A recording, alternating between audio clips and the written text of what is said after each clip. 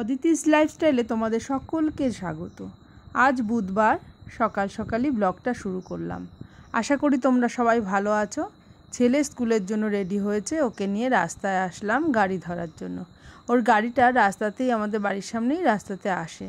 তোমরা তো আগের ভিডিওতে দেখেছই। তা সেজন্য এসে দেখি ওখানে ধান ঝাড়াই করা হচ্ছে রাস্তাতে। অনেক দূরের চাষিরা, আমাদের এখানে যেহেতু অনেক চওড়া রাস্তা এবং সিমেন্ট করা, সেজন্য এখানেই সমস্ত কিছু চাষের জিনিসপত্র নিয়ে আসে। তা এরকম ধান ঝাড়াই করার জন্য মেশিন নিয়ে এসেছে। দেখো, দেখতে বেশ ভালো লাগছে। এগুলো গ্রামাঞ্চল ছাড়া দেখা যায় না। তা আমাদের এখানটা গ্রামই বলতে পারো, কিন্তু তাও এটা রাস্তাটা সুন্দর বলে এখানে কিন্তু সবাই আসে পাট রোদ দিতে, তারপরে তিল রোদ দিতে, সর্ষে রোদ দিতে। সেরকম ধান ঝাড়াই করার জন্য ধানের মেশিন নিয়ে এসেছে। দেখো, বেশ ভালো লাগছে দেখতে। ঝরঝর করে ধানগুলো কি সুন্দর পড়ে যাচ্ছে, আর আরেকজন ধানটাকে ঝাড় দিয়ে দিয়ে জড়ো করছে। এভাবেই ধান ঝাড়া হচ্ছে। তা দেখা হয়ে গেল, তোমাদের সাথেও শেয়ার করে দিলাম। আমার ছেলের গাড়ি চলে এসেছে, তাই ওকে গাড়িতে উঠিয়ে দিয়ে আবার বাড়ি ফিরে যাব। আমাদের আবার আজকে একটা জায়গায় নিমন্ত্রণে যাওয়ার আছে, তা সেখানে যাব। ছেলেকে স্কুলে পাঠিয়ে তারপরে রান্না বান্না করে বাড়ির সমস্ত কাজ সেরে তারপরে কিন্তু সেখানে যাব। ওই যে ছেলের গাড়ি চলেও গেল, এবার আমি বাড়ি ফিরি।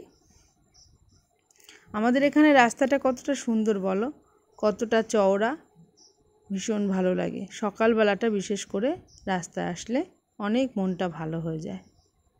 ওই গাছটাতে খুব সুন্দর ফুল ফোটে, এ দেখো। আর কিছুদিন পর দেখা যাবে একদম লাল হয়ে গেছে, এখন অল্প অল্প ফুটেছে। যাই, চলো এবার বাড়ির দিকে যাই। বাড়িতে গেলে অনেক কাজ আছে, কাজগুলো সারবো, তারপরে আবার বেরিয়ে পড়বো নিমন্ত্রণের জন্য। আমাদের বাড়িতেও অনেক গাছ আছে, সবুজ হয়ে রয়েছে দেখো চারিদিকটা। কিছুদিন পর পরই জঙ্গল হয়ে যায়, তখন আর কি করা যাবে, জঙ্গল পরিষ্কার করার জন্য আবার কোনো না কোনো লোককে ডাকতে হয়। তা দেখো, রঙ্গনা ফুল ফুটেছে তো তোমরা দেখেছো, এবার পদ্ম ফুলও ফুটেছে জানো তো। সকালবেলা হলেই পদ্ম ফুলের কড়িগুলো সব নিয়ে যায়, সেজন্য। আর পদ্ম ফুল ফোটা অবস্থা এখনও দেখাতে পারলাম না তোমাদের, কিন্তু কড়িগুলো অনেক ফুটেছে। এরপরে যেদিন অনেক পদ্ম ফুল ফুটবে অবশ্যই তোমাদের সাথে শেয়ার করব। এ দেখো, আমরা বেরিয়েও পড়েছি সেই নিমন্ত্রণ যাওয়ার পথে। রাস্তাটা দুই দিকে জমি, প্রচুর গাঁদা ফুলেরও চাষ হচ্ছে দেখলাম, তা বেশ ভালো লাগছিল দেখতে। সবুজে ঘেরা রাস্তা।